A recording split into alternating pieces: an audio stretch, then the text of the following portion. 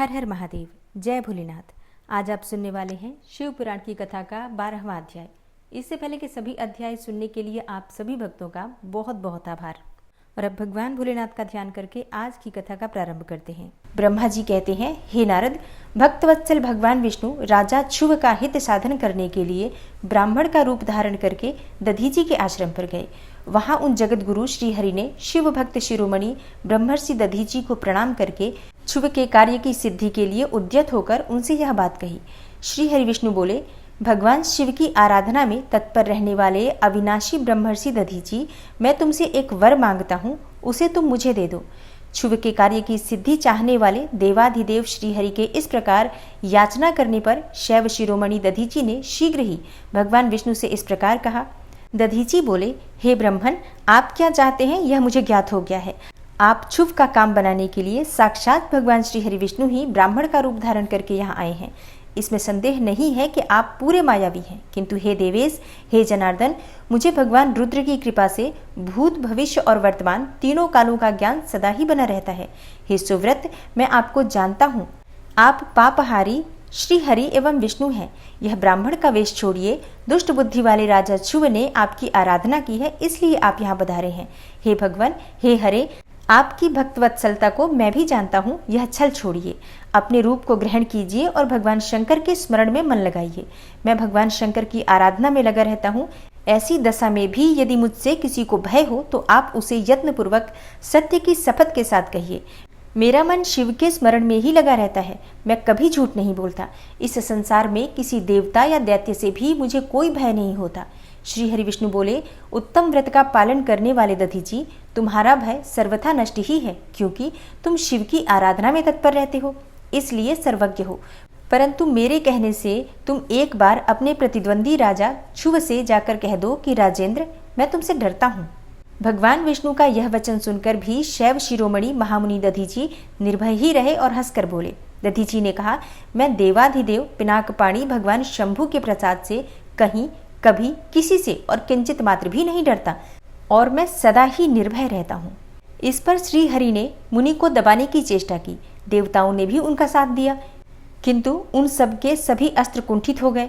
तदनंतर भगवान श्री विष्णु ने अगणित गणों की सृष्टि की, परंतु महर्षि ने उनको भी भस्म कर दिया। तब भगवान श्री हरि ने अपनी अनंत विष्णु मूर्ति प्रकट की। यह सब देखकर च्यवन कुमार ने वहां जगदीश्वर भगवान विष्णु से कहा। दधीचि बोले, हे महाबाहो, माया को त्याग दीजिए। विचार करने से यह प्रतिभास मात्र प्रतीत होती है। हे माधव, मैंने सहस्त्रों दुर्विज्ञेय वस्तुओं को जान लिया है। आप मुझ में अपने सहित संपूर्ण जगत को देखिए। निरालस्य होकर मुझ में ब्रह्मा एवं रुद्र का भी दर्शन कीजिए। मैं आपको दिव्य दृष्टि देता हूँ। ऐसा कहकर भगवान शिव के तेज से पूर्ण शरीर वाले च्यवन कुमार दधीचि मुनि ने अपनी देह में समस्त ब्रह्मांड का दर्शन कराया। तब भगवान विष्णु ने उन पर पुनः कोप करना चाहा। इतने में ही मेरे साथ राजा ध्रुव वहां आ पहुंचे। मैंने निश्चेष्ट खड़े हुए भगवान पद्मनाभ को तथा देवताओं को क्रोध करने से रोका। मेरी बात सुनकर इन लोगों ने ब्राह्मण दधीचि को परास्त नहीं किया। श्रीहरि उनके पास गए और उन्होंने मुनि को प्रणाम किया। तदनंतर ध्रुव अत्यंत दीन हो उन मुनीश्वर दधीचि के निकट गए और उन्हें प्रणाम करके प्रार्थना करने लगे। ध्रुव बोले, हे मुनिश्रेष्ठ, हे शिव भक्त, हे शिरोमणि, मुझ पर प्रसन्न होइए। परमेश्वर, आप दुर्जनों की दृष्टि से दूर रहने वाले हैं, मुझ पर कृपा कीजिए। ब्रह्मा जी कहते हैं, हे नारद, राजा ध्रुव की यह बात सुनकर तपस्या की निधि ब्राह्मण दधीचि ने उन पर अनुग्रह किया। तत्पश्चात श्री विष्णु आदि को देखकर वे मुनि क्रोध से व्याकुल हो गए और मन ही मन शिव का स्मरण करके भगवान विष्णु तथा देवताओं को शाप देने लगे। दधीचि ने कहा, देवराज इंद्र सहित देवताओं और मुनीश्वरों, तुम लोग रुद्र की क्रोधाग्नि से श्री विष्णु तथा अपने गणों सहित पराजित और ध्वस्त हो जाओ।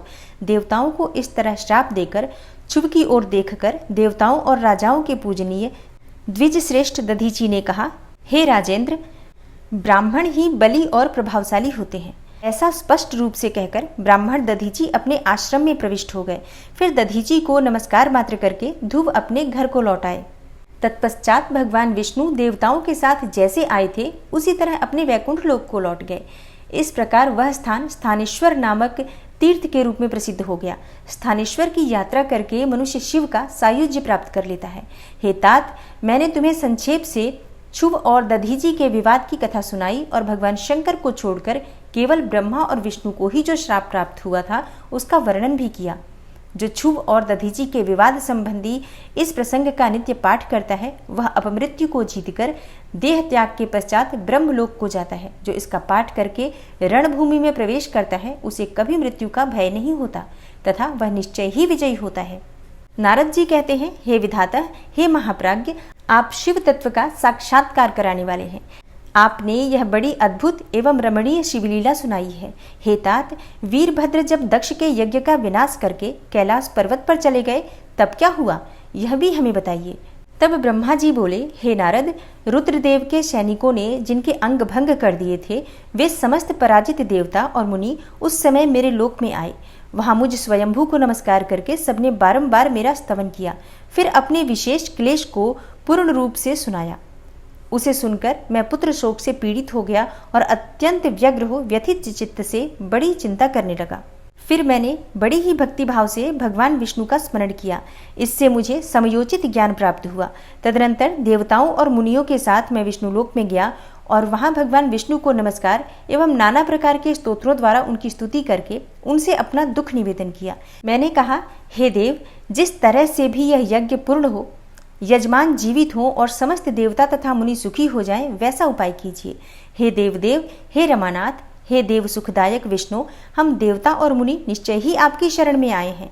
मुझ ब्रह्मा की यह बात सुनकर भगवान लक्ष्मीपति विष्णु, जिनका मन सदा शिव में ही लगा रहता है और जिनके हृदय में कभी दीनता नहीं आती, शिव का स्मरण करके इस प्रकार बोले। श्रीहरि विष्णु ने कहा, देवताओं, परम समर्थ तेजस्वी पुरुष से कोई अपराध बन जाए तो भी उसके बदले में अपराध करने वाले मनुष्यों के लिए वह अपराध मंगलकारी नहीं हो सकता। हे विधाता, समस्त देवता परमेश्वर शिव के अपराधी हैं, क्योंकि इन्होंने भगवान शंभु को यज्ञ का भाग नहीं दिया। अब तुम सब लोग शुद्ध हृदय से शीघ्र ही प्रसन्न होने वाले उन भगवान शिव के पैर पकड़कर उन्हें प्रसन्न करो, उनसे क्षमा मांगो।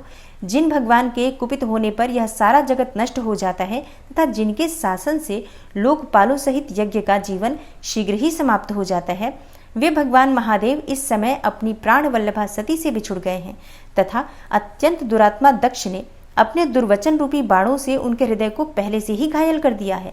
अतः तुम लोग शीघ्र ही जाकर उनसे अपने अपराधों के लिए क्षमा मांगो। हे विधे, उन्हें शांत करने का केवल यही सबसे बड़ा उपाय है।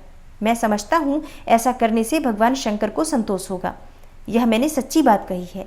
हे ब्रह्मन, मैं भी तुम सब लोगों के साथ शिव के निवास स्थान पर चलूंगा और उनसे क्षमा मांगूंगा। तब देवता आदि सहित मुझ ब्रह्मा को इस प्रकार आदेश देकर श्रीहरि ने देवगणों के साथ कैलाश पर्वत पर जाने का विचार किया। तदनंतर देवता, मुनि और प्रजापति आदि जिनके स्वरूप ही हैं, वे श्रीहरि उन सबको साथ ले अपने वैकुंठ धाम से भगवान शिव के उस शुभ निवास गिरिश्रेष्ठ कैलाश को गए। कैलाश भगवान शिव को सदा ही अत्यंत प्रिय है। मनुष्यों से भिन्न किन्नर, अप्सराएं और योग सिद्ध महात्मा पुरुष उसका भली भांति सेवन करते हैं तथा वह पर्वत बहुत ही ऊंचा है। उसके निकट रुद्रदेव के मित्र कुबेर की अलका नामक महादिव्य एवं रमणीय पुरी है, जिसे सब देवताओं ने देखा। उस पुरी के पास ही सौगंधिक वन भी देवताओं की दृष्टि में आया, जो सब प्रकार के वृक्षों से हरा भरा एवं दिव्य था। उसके भीतर सर्वत्र सुगंध फैलाने वाले सौगंधिक नामक कमल खिले हुए थे। उसके बाहरी भाग में नंदा और अलकनंदा, ये दो अत्यंत पावन दिव्य सरिताएं बहती हैं, जो दर्शन मात्र से प्राणियों के पाप हर लेती हैं। यक्षराज कुबेर की अलकापुरी और सौगंधिक वन को पीछे छोड़कर आगे बढ़ते हुए देवताओं ने थोड़ी ही दूर पर भगवान शंकर जी के वट वृक्ष को देखा। उसने चारों ओर अपनी अविचल छाया फैला रखी थी। वह वृक्ष 100 योजन ऊंचा था और उसकी शाखाएं 75 योजन तक फैली हुई थी। उस पर कोई घोंसला नहीं था और ग्रीष्म का ताप तो उससे सदा दूर ही रहता था। बड़े पुण्यात्मा पुरुषों को ही उसका दर्शन हो सकता है। वह परम रमणीय और अत्यंत पावन है। यह दिव्य वृक्ष भगवान शंभु का योग स्थल है। योगियों के द्वारा सेव्य और परम उत्तम है। मुमुक्षुओं के आश्रयभूत उस महायोगमय वटवृक्ष के नीचे विष्णु आदि सब देवताओं ने भगवान शंकर को विराजमान देखा। मेरे पुत्र महासिद्ध सनकादि, जो सदा शिव भक्ति में तत्पर रहने वाले हैं और बहुत शांत हैं, बड़ी प्रसन्नता के साथ उनकी सेवा में बैठे थे। भगवान शिव का श्री विग्रह परम शांत दिखाई देता था। उनके सखा कुबेर, जो गुह्यकों और राक्षसों के स्वामी हैं, अपने सेवक गणों तथा कुटुंबी जनों के साथ सदा विशेष रूप से उनकी सेवा किया करते हैं। वे परमेश्वर शिव उस समय तपस्वी जनों को परम प्रिय लगने वाला सुंदर रूप धारण किए बैठे थे। भस्म आदि से उनके अंगों की बड़ी शोभा हो रही थी। भगवान शिव अपने वत्सल स्वभाव के कारण सारे संसार के सुहृद हैं। हे नारद, उस दिन वे एक कुशा आसन पर बैठे हुए थे। उन सब संतों के सुनते हुए तुम्हारे प्रश्न करने पर तुम्हें उत्तम ज्ञान का उपदेश दे रहे थे। वे बायां चरण अपनी दाईं जांघ पर और बायां हाथ अपने बाएं घुटने पर रखे, कलाई में रुद्राक्ष की माला डाले, सुंदर तर्क मुद्रा से विराजमान थे। इस रूप में भगवान शिव का दर्शन करके उस समय विष्णु आदि सब देवताओं ने दोनों हाथ जोड़ मस्तक झुकाकर तुरंत उनके चरणों में प्रणाम किया। मेरे साथ भगवान विष्णु को आया देख सत्पुरुषों के आश्रयदाता भगवान रुद्र उठकर खड़े हो गए और उन्होंने सिर झुकाकर उन्हें प्रणाम भी किया। फिर विष्णु आदि सब देवताओं ने जब भगवान शिव को प्रणाम कर लिया तब उन्होंने मुझे नमस्कार किया। ठीक उसी तरह जैसे लोगों को उत्तम गति प्रदान करने वाले भगवान विष्णु प्रजापति कश्यप को प्रणाम करते हैं। तत्पश्चात देवताओं, सिद्धों, गणाधीशों और महर्षियों से नमस्कृत तथा स्वयं भी श्री विष्णु एवं मुझको नमस्कार करने वाले भगवान शिव ने श्री हरि से आदर पूर्वक वार्तालाप आरंभ किया। देवताओं द्वारा भगवान शिव की स्तुति, भगवान शिव का देवता आदि के अंगों के ठीक होने और दक्ष के जीवित होने का वरदान देना, श्रीहरि आदि के साथ यज्ञ मंडप में पधारकर शिव का दक्ष को जीवित करना तथा दक्ष और विष्णु आदि के द्वारा उनकी स्तुति करना। देवताओं ने भगवान शिव जी की अत्यंत विनय के साथ स्तुति करते हुए अंत में कहा, आप पर अर्थात उत्कृष्ट, परमेश्वर, परात्पर तथा परात्परतर हैं। आप सर्वव्यापी विश्वमूर्ति महेश्वर को नमस्कार है। आप विष्णु कलत्र, विष्णु क्षेत्र, भानु, भैरव, शरणागत वत्सल, त्रयंबक तथा विहरणशील हैं और आप ही मृत्युंजय हैं। शोक भी आपका ही रूप है। आप त्रिगुण एवं गुणात्मा हैं। चंद्रमा, सूर्य और अग्नि आपके ही नेत्र हैं। आप सबके कारण तथा धर्म मर्यादा स्वरूप हैं। आपको नमस्कार है। आपने अपने ही तेज से संपूर्ण जगत को व्याप्त कर रखा है। आप निर्विकार, प्रकाशपूर्ण, चिदानंद स्वरूप और पर ब्रह्म परमात्मा है। हे महेश्वर, ब्रह्मा, विष्णु, इंद्र और चंद्र आदि समस्त देवता तथा मुनि आपसे ही उत्पन्न हुए हैं। चूंकि आप अपने शरीर को 8 भागों में विभक्त करके समस्त संसार का पोषण करते हैं, इसलिए अष्टमूर्ति कहलाते हैं। आप ही सबके आदि कारण हैं, करुणा में ईश्वर हैं। आपके भय से यह वायु चलती है, आपके भय से अग्नि जलाने का काम करती है, आपके भय से सूर्य तपता है और आपके ही भय से मृत्यु सब ओर दौड़ती फिरती है। हे दया सिंधु, हे महेशान, हे परमेश्वर, प्रसन्न होइए। हम नष्ट और अचेत हो रहे हैं, अतः सदा ही हमारी रक्षा कीजिए, रक्षा कीजिए। हे नाथ, करुणानिधे, हे शंभो, आपने अब तक नाना प्रकार की आपत्तियों से जिस तरह हमें सदा सुरक्षित रखा है, उसी तरह आज भी आप हमारी रक्षा कीजिए। हे नाथ, हे दुर्गेश, आप शीघ्र ही कृपा करके इस अपूर्ण यज्ञ का और प्रजापति दक्ष का भी उद्धार कीजिए। भग को अपनी आंखें मिल जाएं, यजमान दक्ष जीवित हो जाएं, पुषा के दांत जम जाएं और भृगु की दाढ़ी मूछ पहले जैसी हो जाए। हे शंकर, आयुधों और पत्थरों की वर्षा से जिनके अंग भंग हो गए हैं, उन देवता आदि पर आप सर्वथा अनुग्रह करें, जिससे पूर्णतः आरोग्य लाभ हो। हे नाथ, यज्ञ कर्म पूर्ण होने पर जो कुछ शेष रहे वह सब आपका पूरा पूरा भाग हो, उसमें और कोई हस्तक्षेप न करे। हे रुद्रदेव, आपके भाग से ही यज्ञ पूर्ण हो, अन्यथा नहीं। ऐसा कहकर मुझ ब्रह्मा के साथ सभी देवता अपराध क्षमा कराने के लिए उद्यत हो हाथ जोड़ भूमि पर दंड के समान पड़ गए। ब्रह्मा जी कहते हैं, हे नारद, मुझ ब्रह्मा, लोकपाल, प्रजापति तथा मुनियों सहित श्रीपति विष्णु के अनुनय विनय करने पर परमेश्वर शिव प्रसन्न हो गए। देवताओं को आश्वासन देकर हंसकर उन पर अनुग्रह करते हुए करुणानिधान परमेश्वर शिव ने कहा, श्री महादेव जी बोले, सुरश्रेष्ठ ब्रह्मा और विष्णुदेव, आप दोनों सावधान होकर मेरी बात सुने, मैं सच्ची बात कहता हूँ। हे तात, आप दोनों की सभी बातों को मैंने सदा ही माना है। दक्ष के यज्ञ का यह विध्वंस मैंने नहीं किया है। दक्ष स्वयं ही दूसरों से द्वेष करते हैं। दूसरों के प्रति जैसा बर्ताव किया जाएगा वह अपने लिए ही फलित होगा। अतः ऐसा कर्म कभी नहीं करना चाहिए जो दूसरों को कष्ट देने वाला हो। दक्ष का मस्तक जल गया है, इसलिए इनके सिर के स्थान में बकरे का सिर जोड़ दिया जाए। भग देवता मित्र की आंख से अपने यज्ञ भाग को देखें। हे तात, पुषा नामक देवता जिनके दांत टूट गए हैं, यजमान के दांतों से भली भांति पिसे गए यज्ञान्न का भक्षण करें। यह मैंने सच्ची बात बताई है। मेरा विरोध करने वाले भृगु की दाढ़ी के स्थान में बकरे की दाढ़ी लगा दी जाए। शेष सभी देवताओं के जिन्होंने मुझे यज्ञ भाग के रूप में यज्ञ की अवशिष्ट वस्तुएं दी हैं, सारे अंग पहले की भांति ठीक हो जाए। अध्वर्यु आदि याज्ञिकों में से जिनकी भुजाएं टूट गई हैं वे अश्विनी कुमार की भुजाओं में से, और जिनके हाथ नष्ट हो गए हैं वे पुषा के हाथों से अपने काम चलाएं, और यह मैंने आप लोगों के प्रेमवश कहा है।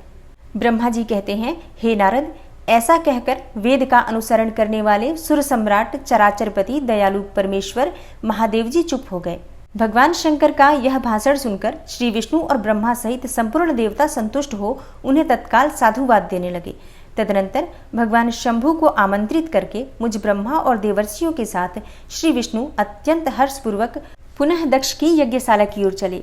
इस प्रकार उनकी प्रार्थना से भगवान विष्णु आदि देवताओं के साथ कनखल में स्थित प्रजापति दक्ष की यज्ञशाला में पधारे। उस समय रुद्रदेव ने वहां यज्ञ का और विशेषतः देवताओं तथा ऋषियों का जो वीरभद्र के द्वारा विध्वंस किया गया था उसे देखा। स्वाहा, स्वधा, पुषा, तुष्टि, धृति, सरस्वती, अन्य समस्त ऋषि और पितर, अग्नि तथा अन्यान्य बहुत से यक्ष, गंधर्व और राक्षस वहां पड़े थे। उनमें से कुछ लोगों के अंग तोड़ डाले गए थे, कुछ लोगों के बाल नोच लिए गए थे, और कितने ही उस सम्रांगण में अपने प्राणों से हाथ धो बैठे थे। उस यज्ञ की ऐसी दुर्वस्था देखकर भगवान शंकर ने अपने गणनायक महापराक्रमी वीरभद्र को बुलाकर हंसते हुए कहा, महाबाहु वीरभद्र, यह तुमने कैसा काम किया? हे तात, तुमने थोड़ी ही देर में देवता तथा ऋषि आदि को बड़ा भारी दंड दे दिया। हे वत्स, जिसने ऐसा द्रोहपूर्ण कार्य किया, इस विलक्षण यज्ञ का आयोजन किया और जिसे ऐसा फल मिला, उस दक्ष को तुम शीघ्र यहाँ ले आओ। भगवान शंकर के ऐसा कहने पर वीरभद्र ने बड़ी उतावली के साथ दक्ष का धड़ लाकर उनके सामने डाल दिया। दक्ष के उस शव को सिर से रहित देख लोक कल्याणकारी भगवान शंकर ने आगे खड़े हुए वीरभद्र से हंसकर पूछा, दक्ष का सिर कहाँ है? तब प्रभावशाली वीरभद्र ने कहा, हे प्रभु शंकर, मैंने तो उसी समय दक्ष के सिर को आग में होम दिया था। वीरभद्र की यह बात सुनकर भगवान शंकर ने देवताओं को प्रसन्नतापूर्वक वैसी ही आज्ञा दी जो पहले दे रखी थी। भगवान भव ने उस समय जो कुछ कहा था उसकी मेरे द्वारा पूर्ति कराकर श्री हरि आदि सब देवताओं ने भृगु आदि सबको शीघ्र ही ठीक कर दिया। तदनंतर शंभु के आदेश से प्रजापति के धड़ के साथ यज्ञ पशु बकरे का सिर जोड़ दिया गया। तब उस सिर के जोड़े जाते ही शंभु की शुभ दृष्टि पड़ने से प्रजापति के शरीर में प्राण आ गए और वे तत्काल सोकर जगे हुए पुरुष की भांति उठकर खड़े हो गए। उठते ही उन्होंने अपने सामने करुणानिधि भगवान शंकर को देखा। देखते ही दक्ष के हृदय में प्रेम उमड़ आया। उस प्रेम ने उनके अंतःकरण को निर्मल एवं प्रसन्न कर दिया। पहले महादेव जी से द्वेष करने के कारण उनका अंतःकरण मलिन हो गया था, परंतु उस समय शिव के दर्शन से वे तत्काल शरद ऋतु के चंद्रमा की भांति निर्मल हो गए। उनके मन में भगवान शिव की स्तुति करने का विचार उत्पन्न हुआ, परंतु वे अनुरागाधिक्य के कारण तथा अपनी मरी हुई पुत्री का स्मरण करके व्याकुल हो जाने के कारण तत्काल उनका स्तवन न कर सके। थोड़ी देर बाद मन स्थिर होने पर दक्ष ने लज्जित हो लोक शंकर शिव शंकर को प्रणाम किया और उनकी स्तुति आरंभ की। उन्होंने भगवान शंकर की महिमा गाते हुए बारंबार उन्हें प्रणाम किया। फिर अंत में कहा, हे परमेश्वर, आपने ब्रह्मा होकर सबसे पहले आत्मतत्व का ज्ञान प्राप्त करने के लिए अपने मुख से विद्या, तप और व्रत धारण करने वाले ब्राह्मणों को उत्पन्न किया था। जैसे ग्वाला लाठी लेकर गौओं की रक्षा करता है, उसी प्रकार मर्यादा का पालन करने वाले आप परमेश्वर दंड धारण किए उन साधु ब्राह्मणों की सभी विपत्तियों से रक्षा करते हैं। मैंने दुर्वचन रूपी बाणों से आप परमेश्वर को बींध डाला था, फिर भी आप मुझ पर अनुग्रह करने के लिए यहाँ आ गए। अब मेरी ही तरह अत्यंत दैन्यपूर्ण आशा वाले इन देवताओं पर भी कृपा कीजिए। हे भक्तवत्सल, हे दीनबंधो, हे शंभो, मुझ में आपको प्रसन्न करने के लिए कोई गुण नहीं है। आप षड्विध ऐश्वर्य से संपन्न परात्पर परमात्मा हैं, अतः अपने ही बहुमूल्य उदारतापूर्ण बर्ताव से मुझ पर संतुष्ट हो। ब्रह्मा जी कहते हैं, हे नारद, इस प्रकार लोक कल्याणकारी महाप्रभु महेश्वर शंकर की स्तुति करके विनीत चित्त प्रजापति दक्ष चुप हो गए। तदनंतर श्री हरि विष्णु ने हाथ जोड़कर भगवान वृषभध्वज को प्रणाम करके प्रसन्नतापूर्ण हृदय और वाष्प गदगद वाणी द्वारा उनकी स्तुति प्रारंभ की। तदनंतर मैंने कहा, हे देवदेव, हे महादेव, हे करुणासागर, हे प्रभो, आप स्वतंत्र परमात्मा हैं, अद्वितीय एवं अविनाशी परमेश्वर हैं। हे देव, हे ईश्वर, आपने मेरे पुत्र पर अनुग्रह किया। अपने अपमान की ओर कुछ भी ध्यान न देकर दक्ष के यज्ञ का उद्धार कीजिए। हे देवेश्वर, आप प्रसन्न होइए और समस्त शापों को दूर कर दीजिए। आप सज्ञान हैं, अतः आप ही मुझे कर्तव्य की ओर प्रेरित करने वाले हैं और आप ही अकर्तव्य से रोकने वाले हैं। हे महामुने, इस प्रकार परम महेश्वर की स्तुति करके मैं दोनों हाथ जोड़ मस्तक झुकाकर खड़ा हो गया। तब सुंदर विचार रखने वाले इंद्र आदि देवता और लोकपाल शंकर देव की स्तुति करने लगे। उस समय भगवान शिव का मुखारविंद प्रसन्नता से खिल उठा था। के बाद प्रसन्न चित्त हुए समस्त देवताओं, दूसरे दूसरे सिद्धों, ऋषियों और प्रजापतियों ने भी शंकर जी का सहर्ष स्तवन किया।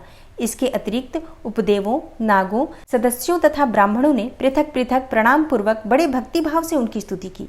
ब्रह्मा जी कहते हैं, हे नारद, इस प्रकार श्री विष्णु के, मेरे, देवताओं और ऋषियों के तथा अन्य लोगों के स्तुति करने पर महादेव जी बड़े प्रसन्न हुए।